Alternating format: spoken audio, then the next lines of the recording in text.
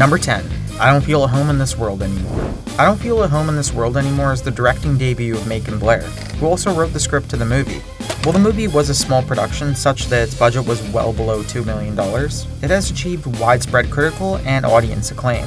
Its premiere was at the Sundance Film Festival, well known for being the launching point for numerous independent and small-budget films. But it also got a larger United States release a month later.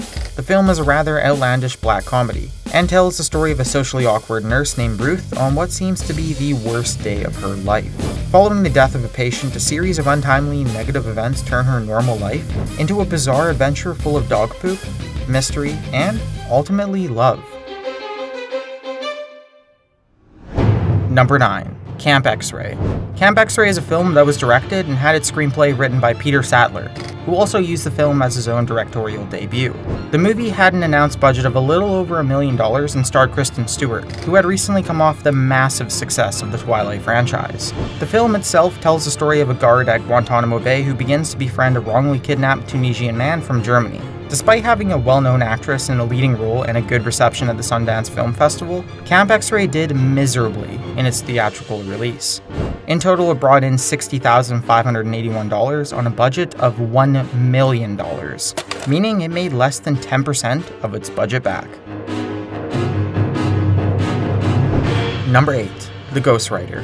The Ghostwriter is an older movie, released in 2010, and a much bigger budget film than most obscure movies on Netflix with a budget of $45 million.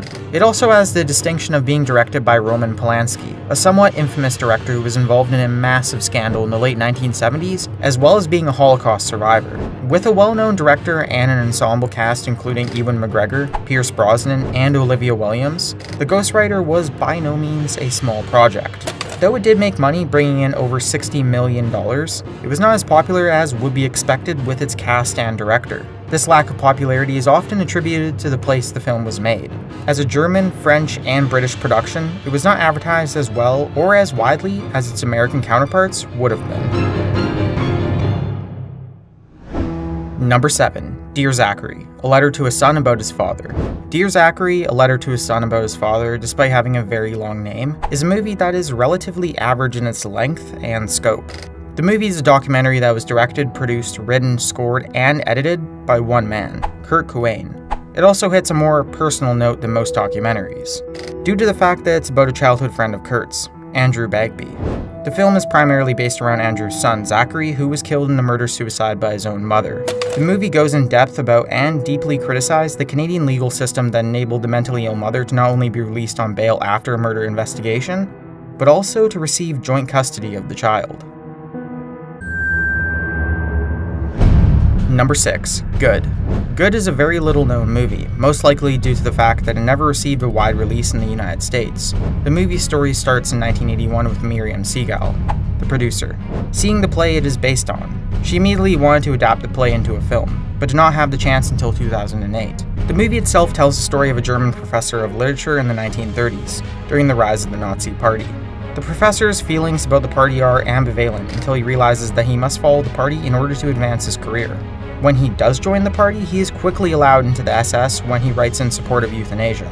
His activities in the party eventually led him to conflict with a Jewish friend of his, and he finally realizes his mistakes when he visits a concentration camp.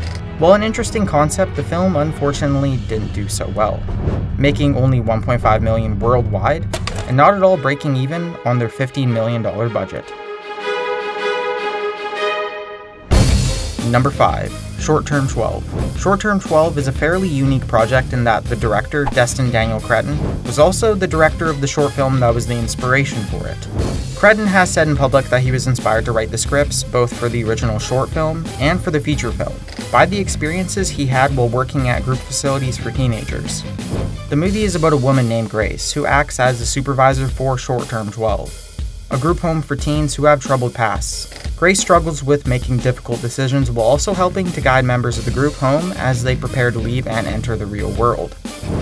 It had an initial budget of under $1 million, while bringing in over $2 million, meaning it doubled its money up. Number 4. The Guvnors.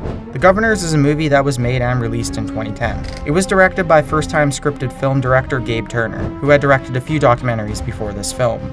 The movie follows a British man formerly a gangster in a firm called the Guvnors based in England. These types of organized crime groups were common in the 80s and 90s. The man's former neighborhood comes under the influence of a more brutal gang, led by a younger, more violent man. The movie's production is notoriously hidden, with the budget, production time, and box office earnings being kept secret by the distributor, Metrodome. Number 3. Snowpiercer. Snowpiercer was released in 2013 with very little fanfare or attention. It was directed by Bong Joon-ho as his first release in English, with all his previous films being in Korean.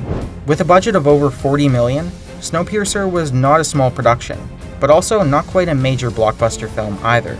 The film also had an ensemble cast including Jamie Bell and Chris Evans, who had recently come off his massive success as Captain America. The film is primarily a science fiction movie about the consequences of environmental damage. It follows the journey of Evans' character from the back of a train the movie gets its name from. All of the action is viewed from the side as the mob runs to the engine of the train, tired of the terrible conditions at the back. The unique perspective of the film attracted audiences and eventually had the movie earning nearly $90 million at the box office. Number 2. Battle Royale. Battle Royale was released in 2000, and is based on a book of the same name that was completed in 1996, though not actually published until 1999. It tells the story of a dystopian society in Japan where middle school students are forced to participate in a killing game after a mass protest years earlier. The movie was directed by Kanji Fukasaku, who is well known for completely abandoning his career after the release of Battle Royale. Fukasaku is well known for pioneering the use of handheld cameras in movies to give the feeling of a more personal story. Despite being produced off a rather small budget of $4 million, on release the movie was a hit, and has since become a cult classic. Number 1. Blue Ruin. Blue Ruin was written and directed by Jeremy Saulnier, and was created and produced on a budget of only $420,000, with the majority of the budget coming from a Kickstarter campaign started by Saulnier. The plot is based around a beach bum turned vigilante as the man who killed his parents is released from prison. The movie was originally released at the Cannes Film Festival to a large critical acclaim and audience excitement. It earned nearly $1 million, making it the most successful Kickstarter movie to date. Since the movie was such a success among critics and in the limited release it had in the US audiences, it has been used as an example of what can be achieved with crowdfunding in the film industry.